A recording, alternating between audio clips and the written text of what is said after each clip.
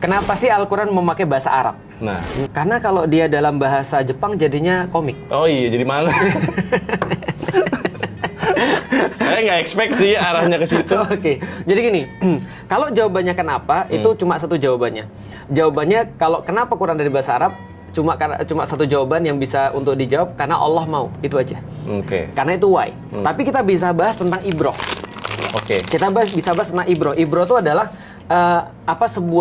sebuah hikmah. Kenapa Al-Quran itu dalam bahasa Arab? Jadi gini ya, bahasa Arab itu memang karena diturunkan di Arab. Dan bahasa Arab ini punya keistimewaan. Karena kita tahu bahwasanya bahasa itu beda-beda, Met. Bener. Bahasa itu beda-beda. Ada bahasa yang dikembangkan karena keperluan simplifikasi. Oke. Kayak bahasa Indonesia, itu simpel banget. Semua orang bisa belajar bahasa Indonesia dengan sangat simpel sekali dan nggak susah. Semua orang tuh maksudnya orang-orang luar negeri. Iya. Yang susah itu kalau advance-nya bahasa Indonesia. Tapi kalau bahasa Indonesia itu mudah banget. Oke. Contoh ya, Indonesia nggak ada past, present, future. Iya sih, nggak ada kan ya? Nggak ada grammarnya gitu ya? Saya mau makan. Oke. Saya makan. Tapi nggak ada gramatikanya. Iya. Makan nggak akan berubah jadi bahasa yang lain. Iya, benar. Tapi kalau bahasa Inggris itu ada past, present, future. Iya. Bahasa-bahasa tuh berlainan vocabulary-nya. Vocabulary bahasa Indonesia tuh sekitar berapa ya kalau nggak salah ya? Coba nanti di googling ya. Tapi nggak sebanyak bahasa Inggris. Dan yang ternyata lebih banyak lagi itu adalah bahasa Arab.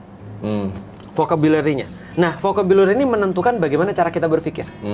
Karena kemampuan orang berbahasa itu paling penting karena itu menentukan kemampuan yang lain. Mereka bilang language is mother of all skills. Oke. Kalau kita makin banyak kemudian tahu bahasa, kita makin bisa memproses informasi. Nah, bahasa Inggris sekarang dijadiin sebagai lingua franca atau bahasa dunia itu karena memang punya potensi untuk itu. Tapi tebak, sebelum bahasa Inggris jadi lingua franca, itu bahasa apa jadi lingua franca? Bahasa Arab. Bahasa Arab. Nah, bahasa Arab pada dasarnya adalah bahasa yang sangat rumit. Itu yang pertama. Dan yang kedua adalah bahasa yang sangat pure. Sehingga ketika kita mengatakan tentang kemukjizatan Al-Quran itu ada pada gramatika bahasa. Sedangkan bahasa pada saat itu yang paling pure itu ada di Arab. Karena mereka terisolasi.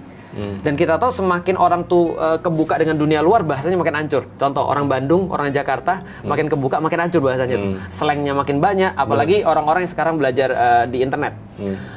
Ada RIS, ada Sigma, Skibidi, ada plus 100.000 aura,